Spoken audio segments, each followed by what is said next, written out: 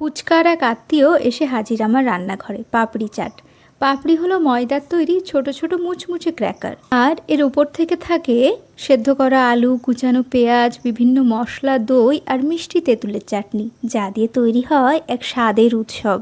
বাঙালি না হয়েও বাঙালির মন জয় করার সব গুণ আছে এই পাপড়ি চাটের মধ্যে। ফুচকা বা দই ফুচকা যদি আপনার পছন্দের খাবার হয়, তবে এই পাপড়ি চাটও আপনার মন জয় করবেই। একদম কম আঁচে পাপড়িগুলো ভাজবো যাতে বেশি মুচমুচে হয়। এই এক প্লেট পাপড়ি চাটেই জমে যাবে সন্ধ্যের আড্ডা। চলুন বানাই।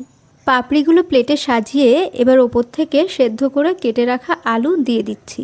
সঙ্গে দেব কুচানো পেঁয়াজ আর একটু লঙ্কার গুঁড়ো, আর থাকবে ভাজা মশলার গুঁড়ো আর একটুখানি বিট লবণ। এবার দেব পাপড়ি চাটের আসল জিনিস, টক দই। একটু লবণ দিয়ে ফেটিয়ে নিয়েছি। এর ওপরে দেব মিষ্টি তেঁতুলের চাটনি।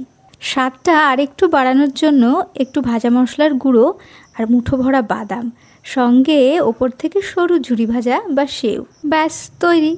সন্ধ্যের খিদে হোক বা আড্ডার সঙ্গী, এই পাপড়ি চাট কিন্তু সবেতেই সেরা। এর প্রতি কামড়েই যেন আলাদাই স্বাদ। ভালো লাগলে একটা লাইক করে দিও আর চ্যানেলটাকে সাবস্ক্রাইব করে নিও।